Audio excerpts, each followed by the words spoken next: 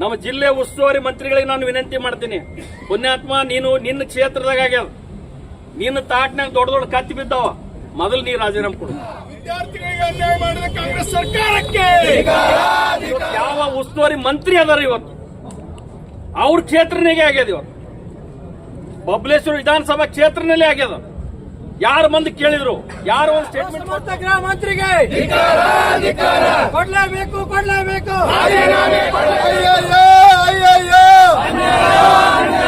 ಎಲ್ಲರೂ ಬಿಜೆಪಿ ಅವರು ಅಲ್ಲಿ ರಾಜಕಾರಣ ಮಾಡಕ್ ಬಂದ್ರು, ರಾಜಕೀಯ ಮಾಡಕ್ ಬಂದ್ರು. ಏ ಪುಣ್ಯಾತ್ಮ, ನಿನ್ನ ತಾಟ್ನಾಗ ದೊಡ್ಡ ದೊಡ್ಡ ಕತ್ತಿ ಬಿದ್ದವ, ನೀನ್ ನೋಡ್ಕೋ ಮೊದಲು. ನೀವು ದಿಲ್ಲಿಯಲ್ಲಿ ಇರ್ತಕ್ಕಂಥ ಜಂತರ್ ಮಂತರಲ್ಲಿ ನೀವೇನ್ ಮಾಡ್ತೀವಿ? ಅಸಮರ್ಥ ಗೃಹ ಸಚಿವ ಏನಪ್ಪಾ ಅಂದ್ರೆ ಕರ್ನಾಟಕ ಇತಿಹಾಸದಲ್ಲಿ ನಾವು ಎಲ್ಲೂ ನೋಡಿಲ್ಲ ಅಂತಕ್ಕಂಥ ಸಂದರ್ಭದಲ್ಲಿ ಇಚ್ಛೆ ಪಡ್ತಾ ಇದ್ದೇನೆ. ಹಾಗಾಗಿ ಇಂಥ ಒಂದು ಅಸಮರ್ಥ ಸರ್ಕಾರವನ್ನ ಕರ್ನಾಟಕ ಇತಿಹಾಸದಲ್ಲಿ ಯಾರು ನೋಡಿಲ್ಲ. ಅಂತ ಒಂದು ಭ್ರಷ್ಟ ಬಂಡ ಸರ್ಕಾರ ಅಂತಂದ್ರೆ ಈ ಸಂದರ್ಭದಲ್ಲಿ ವಿದ್ಯಾರ್ಥಿಗಳಿಗೆ ಅನ್ಯಾಯ ಆಗ್ಬಾರ್ದು, ವಿದ್ಯಾರ್ಥಿಗಳಿಗೆ ನ್ಯಾಯ ಕೊಡಿಸಬೇಕು, ಒಳ್ಳೆ ಮರು ಪರೀಕ್ಷೆಗೆ ಅವ್ರಿಗೆ ಆದೇಶ ಮಾಡಬೇಕು ಅಂತ ಹೇಳಿ ನಾವು ಸಂಬಂಧಪಟ್ಟ ಅಧಿಕಾರಿಗಳಿಗೆ ನಾವು ವಿನಂತಿ ಮಾಡ್ಕೊಳಕ್ ಹೋಗಿದ್ದೆವು.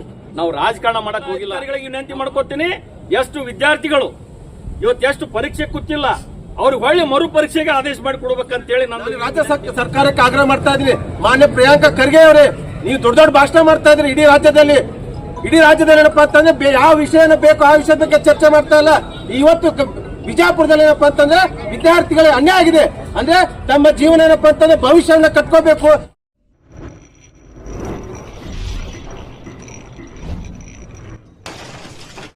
ಅಸಮರ್ಥ ಗೃಹ ಮಂತ್ರಿಗೆ ಕೊಡ್ಲೇಬೇಕು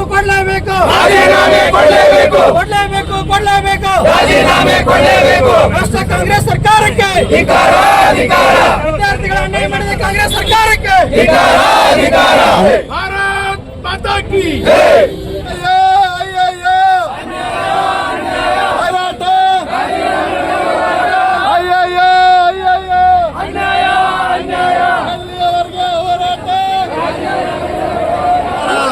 ಅನ್ಯಾಯ ಮಾಡಿದ ಸರ್ಕಾರಕ್ಕೆ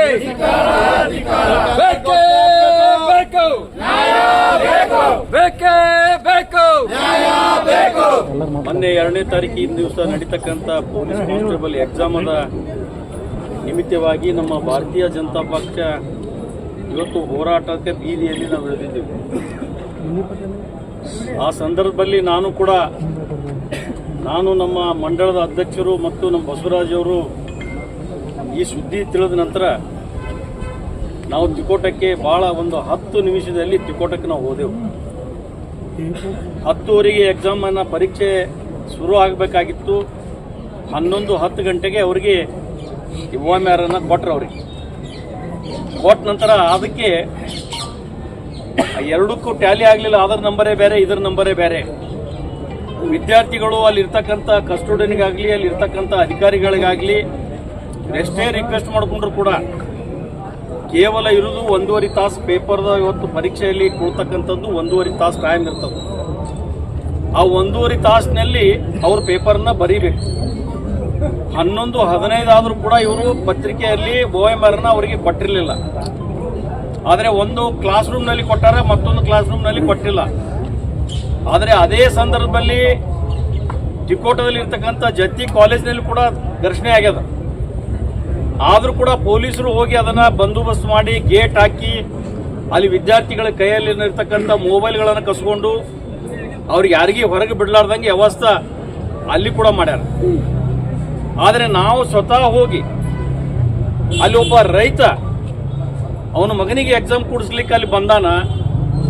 ಆ ಬಂದಾಗ ಅವನಿಗೆ ಆ ಮಗನಿಗೆ ಅವನ ತಂದೆಗೆ ಯಾವ ರೀತಿ ಲಾಠಿ ಚಾರ್ಜ್ ಮಾಡಿದ್ರಂದ್ರೆ ಅದು ಕಣ್ಣಾರೆ ನೋಡಬಾರ್ದು. ಅವನಿಗೆ ಲಾಠಿ ಚಾರ್ಜ್ ಮಾಡಿ ಆ ಮುದುಕ ಅಳ್ಕೋತ ಹೋಯ್ತದು ಮಗನ್ ಬಿಟ್ಟು. ಅಲ್ಲಿ ಇರ್ತಕ್ಕಂಥ ಹೊಲದಲ್ಲಿ ಎಲ್ಲ ತಿರುವಾಡಿ ಪೊಲೀಸರು ಹೊಡೆದ್ರು. ಅಂತದ್ ಏನ್ ತಪ್ಪು ಮಾಡ್ಯಾರ ಅದನ್ನ. ನೀವು ಎಕ್ಸಾಮ್ದಲ್ಲಿ ಇರ್ತಕ್ಕಂಥ ನಮ್ಮ ಅಧಿಕಾರಿಗಳಿಗೆ ನಾನು ಒಂದು ವಿನಂತಿ ಮಾಡ್ತೀನಿ. ನೀವು ಸ್ವತಃ ಹೋಗಿ ಅವ್ರ ಕ್ಲಾಸ್ ರೂಮ್ನಲ್ಲಿ ಕುತ್ಕೊಂಡು ಅವ್ರ ಜೊತೆ ನೀವು ಚರ್ಚೆ ಮಾಡಿ ಅವ್ರಿಗೆ ತಿಳುವಳಿಕೆ ನೀವು ಹೇಳ್ಬೋದಾಗಿತ್ತಲ್ಲ. ನೀವು ಅದನ್ನು ಹೇಳಿಲ್ಲ. ಪರೀಕ್ಷೆ ಅವ್ರ ಟೈಮ್ ಇರೋದು ಎಷ್ಟು? 1.5 ತಾಸು. 11:10 ಶುರು ಆದ್ರೆ 11:10 ತನಕ ನೀವು ಯಾರೂ ಅಲ್ಲಿ ಬಂದಿಲ್ಲ. ಎಲ್ಲಾ ವಿದ್ಯಾರ್ಥಿಗಳು ನಲ್ಲಿದ ಕ್ಲಾಸ್ ರೂಮ್ ಬಿಟ್ಟು ಹೊರಗಡೆ ಓಡಿ ಬಂದ್ರು. ಯಾರ ಕಡೆ OMR ಇತ್ತು ಅವರು ಅದನ್ನು ತಗೊಂಡು ಎಲ್ಲರೂ ಓಡಾಡಿ ಬಂದ್ರು. ಯಾಕ್ರಿ ಇದು ಒಂದು ಕೊಟ್ಟರು ಒಂದು ಕೊಡ್ಲಿಲ್ಲ, ನಮಗೆ ಅನ್ಯಾಯ ಆಗ್ಯದ ಅಂತ ಹೇಳಿ ಅಧಿಕಾರಿಗಳಿಗೆ ಕೇಳಕ್ ಹೋದ್ರ ಯಾರು ಕ್ಯಾರೆ ಇರಲಿಲ್ಲ, ಯಾರು ಹತ್ಕೊಳ್ಳಿಲ್ಲ. ಆದ್ರೆ ಇವತ್ತು ನಾವು ಅದು ಸುದ್ದಿ ತಿಳಿದ ನಂತರ ಅಲ್ಲಿರ್ತಕ್ಕಂಥ ಪೊಲೀಸ್ ಇಲಾಖೆಯವರಿಗೆ ನಾವು ಇಷ್ಟೊಂದು ವಿನಂತಿ ಮಾಡ್ಕೊಂಡೆವು. ನೀವೇನೋ ಒಂದು 10 ನಿಮಿಷ ನೀವು ಸುಮ್ ಕೊಡ್ರಿ, 10 ನಿಮಿಷದಲ್ಲಿ ನಾವು ಎಲ್ಲ ವಿದ್ಯಾರ್ಥಿಗಳನ್ನ ಕರೆಸಿ ಅದನ್ನ ಸರಿಪಡಿಸತಕ್ಕಂಥ ವ್ಯವಸ್ಥೆ ನೀವು ಮಾಡ್ರಿ. ಅವ್ರು ನಾವೆಲ್ಲ ಕೆಳಗಡೆ ಕುತ್ಕೊಂಡು ನಿಮಗೆ ಕೇಳ್ತೀವಿ, ಯಾರು ದಾಂಧಲಿ ಮಾಡಂಗಿಲ್ಲ ಅಂತ ನಾವು ಎಷ್ಟೇ ವಿನಂತಿ ಮಾಡ್ಕೊಂಡ್ರು ಕೂಡ ಯಾವ ರೀತಿ ಹೊಡೆದ್ರಪ್ಪ ಅಂತಂದ್ರೆ ನನ್ನ ಕಣ್ಣು ಮುಂದೆ ಅವ್ರಿಗೆಲ್ಲ ಹೊಡೆದು ಓಡಿಸಿದ್ರು. ಯಾರಿಗೆ ನನ್ನ ಜೊತೆ ಇದ್ದವ್ರಿಗೆ ಕರ್ಕೊಂಡೋಗಿ ಗಾಡಿಯಾಗ ಹೋಗಿ ಸರ್ಕಲ್ದಾಗ ಬಿಟ್ರು, ಯಾರಿಗೆ ಕರ್ಕೊಂಡೋಗಿ ನಿಡಗುಂದಾಗ ಬಿಟ್ರು, ಯಾರಿಗೆ ಕರ್ಕೊಂಡೋಗಿ ಸೋಲಾಪುರ ರೋಡ್ನಲ್ಲಿ ಬಿಟ್ರು.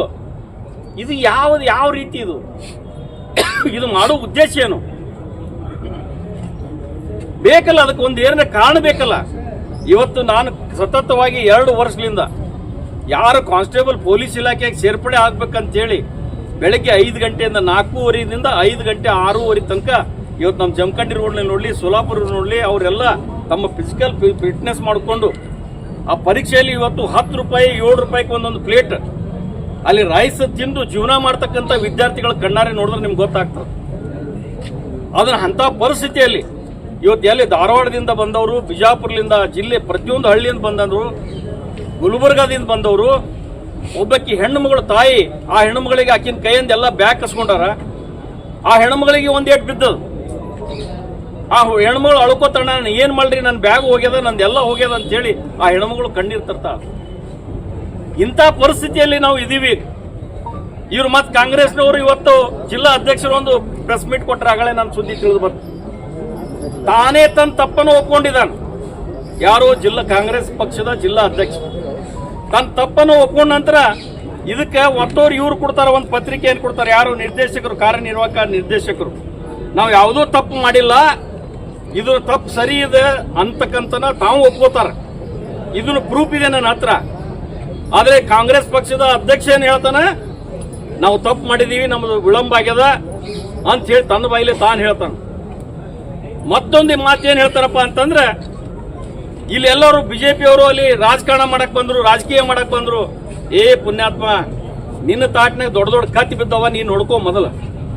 ನೀವು ದಿಲ್ಲಿಯಲ್ಲಿ ಇರ್ತಕ್ಕಂಥ ಜಂತರ್ ಮಂತರಲ್ಲಿ ನೀವೇನ್ ಮಾಡಿದ್ರಿ? ಪತ್ರಿಕೆಯನ್ನ ಸೋರಿಕೆ ಆಗ್ಯದ ಅಂತ ಹೇಳಿ ತಿಳ್ಕೊಂಡು ಎಲ್ಲೆಲ್ಲೇ ರೌಡಿಜಮ್ ಕರ್ಕೊಂಡ್ಬಂದು, ಯಾವ ಇರ್ತಕ್ಕಂಥ ಹುಳುಗಳನ್ನ ಕರ್ಕೊಂಡ್ಬಂದು ನೀವು ದೊಡ್ಡ ಪ್ರಮಾಣದಲ್ಲಿ ನೀವೇನು ಹೋರಾಟ ಮಾಡಿ ನಮ್ಮ ದೇಶದ ಪ್ರಧಾನಿ ನರೇಂದ್ರ ಮೋದಿಜಿ ಅವರು ಮನೆ ಮುಂದೆ ಇಟ್ಕೊಂಡು ನೀವು ಧರಣಿ ಮಾಡಿದ್ರಲ್ಲ, ಎಷ್ಟೋ ಜನ ವಿದ್ಯಾರ್ಥಿಗಳು ಏನ್ ಪರಿಸ್ಥಿತಿ ಆಯ್ತು ವಿದ್ಯಾರ್ಥಿಗಳು. ಯಾರೋ ಏನೋ ರಾಜಕಾರಣ ಮಾಡಕ್ ಹೋಗಿ ಸನ್ಮಾನ್ಯ ರಾಹುಲ್ ಗಾಂಧಿ ಅವರು ಏನ್ ಮಾಡಿದ್ರು? ಈಗ ನೀವೇನ್ ರಾಜಕಾರಣ ಮಾಡಕ್ ಹೋಗಿದ್ರು ಅಥವಾ ಸಾಂತಾನ ಹೇಳಕ್ ಹೋಗಿದ್ರು? ನಾವು ನಮ್ಮ ವಿದ್ಯಾರ್ಥಿಗಳಿಗೆ ಅನ್ಯಾಯ ಆಗ್ಬಾರ್ದು, ವಿದ್ಯಾರ್ಥಿಗಳಿಗೆ ನ್ಯಾಯ ಕೊಡಿಸ್ಬೇಕು, ಮರು ಪರೀಕ್ಷೆಗೆ ಅವ್ರಿಗೆ ಆದೇಶ ಮಾಡಬೇಕು ಅಂತ ಹೇಳಿ ನಾವು ಸಂಬಂಧಪಟ್ಟ ಅಧಿಕಾರಿಗಳಿಗೆ ನಾವು ವಿನಂತಿ ಮಾಡ್ಕೊಳಕ್ ಹೋಗಿದ್ದೆವು. ನಾವು ರಾಜಕಾರಣ ಮಾಡಕ್ ಹೋಗಿಲ್ಲ. ನಾವು ರಾಜಕಾರಣ ಇಂಥ ಹೇಡಿಗಳ ಸಂದರ್ಭದಲ್ಲಿ ನಾವು ರಾಜಕಾರಣ ಮಾಡಂಗಿಲ್ಲ. ಯಾರು ಕಾಂಗ್ರೆಸ್ನವರು ಇವತ್ತು ಯಾವ ಉಸ್ತುವಾರಿ ಮಂತ್ರಿ ಅದಾರ, ಇವತ್ತು ಅವ್ರ ಕ್ಷೇತ್ರನಾಗೆ ಆಗ್ಯದ. ಇವತ್ತು ಬಬಲೇಶ್ವರ ವಿಧಾನಸಭಾ ಕ್ಷೇತ್ರನಲ್ಲೇ ಆಗ್ಯದ. ಯಾರು ಬಂದು ಕೇಳಿದ್ರು, ಯಾರು ಒಂದು ಸ್ಟೇಟ್ಮೆಂಟ್ ಕೊಟ್ಟರು, ಹೋಗಿ ಎಲ್ಲರೂ ಸೌಮ್ಯವಾಗಿ ನಿಂತಂತವ್ರು. ಎಲ್ಲ ವಿದ್ಯಾರ್ಥಿಗಳು ಕೆಳಗೆ ಕೂತಿದ್ರು. ಪೊಲೀಸರು ಒಮ್ಮೆ ಬಂದು ಎತ್ತೆತ್ತಿ ಒಯ್ದು ಅವ್ರ ಗಾಡಿಯಾಗ ಹೋಗುದು, ಯಾರಿಗೆ ಹೋಗಿ ಹೊಲದಾಗ ತಿರುಗಾಡಿ ಲಾಠಿ ಚಾರ್ಜ್ ಮಾಡೋದು. ಇದು ಅಂತದ್ರಿ, ಇದು ನಾವು ಸಿನಿಮಾದಾಗ ನೋಡ್ತಿದ್ದೆವು. ಇದು ಕರೆ ಇವತ್ತು ನಮ್ಮ ಚಿಕ್ಕೋಟದಲ್ಲೇ ಆಯ್ತು. ನಂದು ಇಷ್ಟೇ ಆಗ್ರಹ ಅದ, ನೀವು ಎಲ್ಲರೂ ಕೂಡಿ ನಮ್ಮ ಜಿಲ್ಲೆ ಉಸ್ತುವಾರಿ ಮಂತ್ರಿಗಳಿಗೆ ನಾನು ವಿನಂತಿ ಮಾಡ್ತೀನಿ.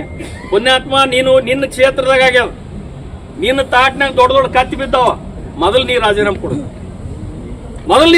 ಕೊಡು. ಇಲ್ಲ ಅಂದ್ರೆ ನೀವು ವಿದ್ಯಾರ್ಥಿಗಳಿಗೆ, ನಾವು ಜಿಲ್ಲಾಧಿಕಾರಿಗಳಿಗೆ ನಾವು ವಿನಂತಿ ಮಾಡ್ಕೋತೀನಿ. ಎಷ್ಟು ವಿದ್ಯಾರ್ಥಿಗಳು ಇವತ್ತು ಎಷ್ಟು ಪರೀಕ್ಷೆ ಕೂತಿಲ್ಲ, ಅವ್ರಿಗೆ ಒಳ್ಳೆ ಮರು ಪರೀಕ್ಷೆಗೆ ಆದೇಶ ಮಾಡಿ ಕೊಡ್ಬೇಕಂತೇಳಿ ನಂದು ಈ ವಿನಂತಿ ಅದ. ಇಲ್ಲ ಅಂದ್ರೆ ಇದು ಹೋರಾಟ ಇಲ್ಲಿಗೆ ನಿಲ್ಲಂಗಿಲ್ಲ. ನಾವು ರಾಜಕಾರಣ ಮಾಡಕ್ ಬಂದಿಲ್ಲ, ವಿದ್ಯಾರ್ಥಿಗಳಿಗೆ ಅನ್ಯಾಯ ಆಗಿದ್ದನ್ನ ಸರಿಪಡಿಸ್ಲಿಕ್ಕೆ ನಾವು ಬಂದಿದ್ದೀವಿ. ಇವತ್ತು ನಮ್ಮನ್ನ ನೀವು ಅರೆಸ್ಟ್ ಮಾಡಿ ಒಳಗೆ ಹೋಗಿರಿ, ನಾವೇನು ಅದಕ್ಕೇನು ಹೆಂಚಂಗಿಲ್ಲ. ಯಾವ ವಿದ್ಯಾರ್ಥಿಗೆ ಅನ್ಯಾಯ ಆಗ್ಯದ, ಯಾವ ಮಹಿಳೆಗೆ ಅನ್ಯಾಯ ಆಗ್ಯದ, ಯಾವ ತಾಯಿಗೆ ನೀವು ಹೊಡೆದಿದ್ದೀರಿ, ಇದು ನಿಮ್ಮ ಆತ್ಮಲೋಕನ ಮಾಡ್ಕೋರಿ ಅಂತ ಹೇಳಿ ನಾನು ವೇದಿಕೆ ಮುಖಾಂತರ ಇವತ್ತು ನಿಮ್ಮ ಮಾಧ್ಯಮದ ಮುಖಾಂತರ ನಾನು ಹೇಳಿಕೆ ನಾನು ಬಯಸ್ತೀನಿ. ಆದ್ರೆ ಇಂಥ ಘೋರ ಅನ್ಯಾಯ ಇವತ್ತೇನು ಕಾಂಗ್ರೆಸ್ ಪಕ್ಷ ಸರ್ಕಾರ ಯಾವ ರೀತಿ ನಡೆದದ ಇಡೀ ಜಗತ್ತೇ ನೋಡ್ಲಿಕ್ಕತ್ತದ. ನಾವು ಇವತ್ತೇನು KPCC ಒಳಗೆ ಏನಾಯ್ತು ಅವಾಗ ಯಾಕೆ ನೀವು ಮಾಡಲಿಲ್ಲ? SC/ST ಒಳಗೆ ಹಗರಣ ಆಯ್ತು, ಅದನ್ನ ಯಾಕೆ ಮಾಡಲಿಲ್ಲ? ನೀವು ಏನ್ ನಿಮ್ಮ ಎಲ್ಲನೂ ಮುಚ್ಕೊಂಡ್ರಿ. ಒಂದು ತಿಂಗಳದು ಮಹಿಳೆಯರು ಹಾಕ್ತಕ್ಕಂಥ 5,000 ಕೋಟಿ ನಮ್ಮ ಶಾಸಕರು ಒಬ್ಬರು ಹೌಸ್ನಲ್ಲಿ ಎತ್ತಿದ್ರು ಕೂಡ ಅದ್ರ ಬಗ್ಗೆ ನೀವು ಕ್ರಮ ತಕ್ಕೊಂಡ್ರಿ. ಇವೆಲ್ಲ ನಿಮ್ಗೆಲ್ಲ ಮುಚ್ಕೊಂಡು ಇಟ್ಕೊಡ್ತೀರಿ.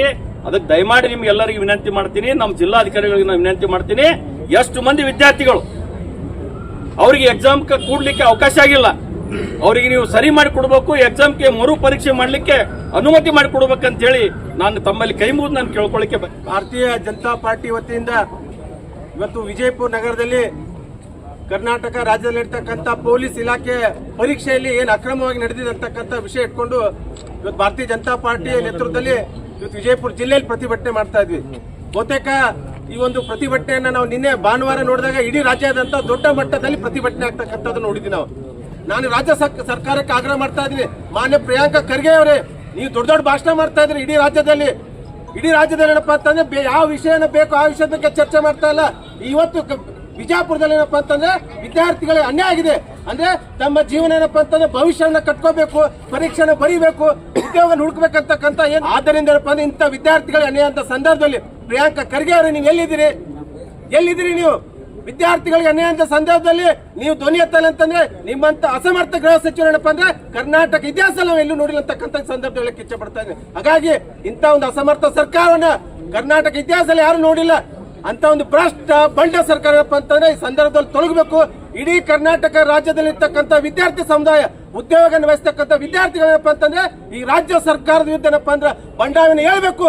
ಕೂಡಿ ಏನಪ್ಪಾ ಅಂತಂದ್ರೆ ರಾಜ್ಯ ಸರ್ಕಾರ ಇಲ್ಲಿರ್ತಕ್ಕಂಥ ಉಸ್ತುವಾರಿ ಸಚಿವರು ನೀವು ಇಡೀ ರಾಜ್ಯದಲ್ಲಿ ಮುಖ್ಯಮಂತ್ರಿ ಆಗಬೇಕು, ಉಪಮುಖ್ಯಮಂತ್ರಿ ಆಗ್ಬೇಕಂತ ದೊಡ್ಡ ಸುದ್ದಿ ಮಾಡ್ತಾ ಇದ್ರಲ್ಲ, ಈ ರಾಜ್ಯದಲ್ಲಿ ವಿಶೇಷವಾಗಿ ವಿಜಯಪುರ ನಗರದಲ್ಲಿ ಈ ರೀತಿ ಘಟನೆ ಆದಂತ ಸಂದರ್ಭದಲ್ಲಿ ನೀವು ಯಾಕೆ ಇಲ್ಲಿ ತನಕ ಧ್ವನಿ ಎತ್ತಾ ಇಲ್ಲ? ಇದ್ರ ಬಗ್ಗೆ ಯಾಕೆ ತನಿಖೆ ಮಾಡ್ತಾ ಇಲ್ಲ? ಹಾಗಾಗಿ ಏನಪ್ಪಾ ಅಂತಂದ್ರೆ ಈ ಪ್ರಶ್ನೆ ಪತ್ರಿಕೆ ಬಹಿರಂಗದ ಸಂದರ್ಭದಲ್ಲಿ ಮಾನ್ಯ ಉಸ್ತುವಾರಿ ಸಚಿವರು, ಇಲ್ಲಿರ್ತಕ್ಕಂಥ ಜಿಲ್ಲಾಧಿಕಾರಿಗಳು, ಇಲ್ಲಿರ್ತಕ್ಕಂಥ SP ಅವರು ಏನಪ್ಪಾ ಅಂತಂದ್ರೆ ತಕ್ಷಣ ಇಲ್ಲಿರ್ತಕ್ಕಂಥ ವಿದ್ಯಾರ್ಥಿಗಳಿಗೆ ಅನ್ಯಾಯ ಮಾಡಲಾರ್ದೇ ಮರು ಪರೀಕ್ಷೆಯನ್ನು ಮಾಡಿ ಜೀವನದಲ್ಲಿ ಕನಸೇನು ಉದ್ಯೋಗ ಮಾಡ್ಬೇಕಂತಕ್ಕಂಥ ಏನ್ ಕನಸಿಟ್ಕೊಂಡಿದ್ರು ಆ ಕನಸಿಗೆ ಏನಪ್ಪಾ ಅಂತಂದ್ರೆ ಪೂರಕವಾಗಿ ಕೆಲಸ ಮಾಡ್ತಕ್ಕಂಥ ಕೆಲಸವನ್ನ ಮಾಡಿ ಅಂತಕ್ಕಂಥ ಈ ಮೂಲಕ ನಾನು ಆಗ್ರಹ ಮಾಡ್ತಾ ಇದ್ರಿ. ಇಷ್ಟೊಂದು ವಿನಂತಿಗಳು ಕೂಡ ನೀವು ಒಂದು 10 ನಿಮಿಷ ಪೊಲೀಸರು ಆ ವಿದ್ಯಾರ್ಥಿಗಳಿಗೆ ಎಲ್ಲರೂ ಏನಾಗ್ಯದ ಅದನ್ನೆಲ್ಲ ಕೇಳ್ಕೊಂಡು ಸರಿಪಡಿಸಿ ಅದನ್ನು ನಿಮ್ಮ ಮುಂದಿನ ಕೆಲಸ ನೀವು ಮಾಡಿರಿ, ಅದರಲ್ಲಿ ನಾವು ಭಾಗವಹಿಸಂಗಿಲ್ಲ ಅಂತ ಎಷ್ಟೇ ರಿಕ್ವೆಸ್ಟ್ ಮಾಡ್ಕೊಂಡು ಕೇಳಿಲ್ಲ. ನನ್ನ ಕಣ್ಣು ಮುಂದೆ ಎಲ್ಲ ವಿದ್ಯಾರ್ಥಿಗಳಿಗೆ ಹೊಡೆದು ಅವ್ರ ಗಾಡಿಯಾಗ ಎತ್ತು ಹಾಕಿ ನನ್ನ ಜೋಡಿ ಇದ್ದವ್ರನ್ನ ಎತ್ತು ಹೊಡೋದು ನನಗೊಬ್ಬನಿಗೆ ಬಿಟ್ಟರೆ ನನಗೆ ಯಾಕೆ ಬಿಟ್ಟರು ಗೊತ್ತಾಗಲಿಲ್ಲ. ನನ್ನ ಒಯ್ದು ನಾನು ಹೋಗ್ತಿದ್ದೆ. ಈ ವಿದ್ಯಾರ್ಥಿಗಳಿಗೆ ಇಷ್ಟೊಂದು ತಿಕೋಟಲ್ಲಿ ಇರ್ತಕ್ಕಂಥ ಏನು BLD ಸಂಸ್ಥೆ ಜರ್ಕಿ ಕಾಲೇಜ್ ಅದ ಅಲ್ಲಿ ಆಗ್ಯದ, ಆಮೇಲೆ ಇಲ್ಲಿ ಶಾರದಾ ಸ್ಕೂಲ್ನಲ್ಲಿ ಆಗ್ಯದ. ನಮ್ಮದು ಇಷ್ಟೇ ವಿನಂತಿ ಅದ, ಏನು ಎಕ್ಸಾಮ್ ಕೂಡ್ಲಾರ್ದು ವಿದ್ಯಾರ್ಥಿಗಳು ಹೊರಗಿನವ್ರು ಬಂದಾರ, ಧಾರವಾಡ ಜಿಲ್ಲೆದವ್ರು ಬಂದಾರ, ಗುಲ್ಬರ್ಗದವ್ರು ಬಂದಾರ, ಭಾಳ ಕಡು ಬಡವರು ಅದಾರ. ಅವ್ರೇನೋ ಕಾನ್ಸ್ಟೇಬಲ್ ಆಗ್ಬೇಕಂತ ಹೇಳಿ ಒಂದು ಆಸೆ ಇಟ್ಕೊಂಡು ಅವ್ರು ಬಂದು ಎಕ್ಸಾಮ್ದಲ್ಲಿ ಅವ್ರು ಕೊಡಲಿಕ್ಕೆ ಎಷ್ಟು ಮಂದಿ ಕುಂತಿಲ್ಲ. ಅದು ಮರು ಪರೀಕ್ಷೆ ಮಾಡಬೇಕು. ನಮ್ದು ಇಷ್ಟೇ ವಿನಂತಿ ಅದ, ಆ ವಿದ್ಯಾರ್ಥಿಗಳಿಗೆ ನ್ಯಾಯ ಕೊಡಿಸ್ಬೇಕಂತ ನಮ್ದೆಲ್ಲರಿಗೂ ವಿನಂತಿ.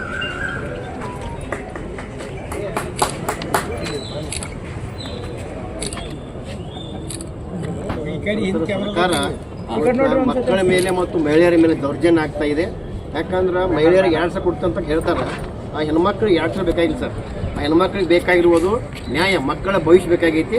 ಇವತ್ತು ಮಹಿಳಾ ಮತ್ತು ಮಕ್ಕಳಿಗೆ ಈ ಸರ್ಕಾರ ವಿರೋಧಿ ಸರ್ಕಾರದ ಅಂತಕ್ಕಂಥದ್ದನ್ನು ಸ್ಪಷ್ಟಪಡ್ತಾ ಇದ್ದಾರೆ. ಇದಕ್ಕೆ ನ್ಯಾಯ ಕೊಡಲೇಬೇಕು ಸರ್. ಕೊಡಲೇ ಹೋದ್ರೆ ನಾವು ಇದು ಭಾರತೀಯ ಜನತಾ ಪಕ್ಷ ಉಗ್ರವಾಗಿ ಹೋರಾಟ ನಮ್ಮ ಅಂತಕ್ಕಂಥ ಮುಂದಿನ ದಯಮಾಡಿ ಒಟ್ಟು ನ್ಯಾಯ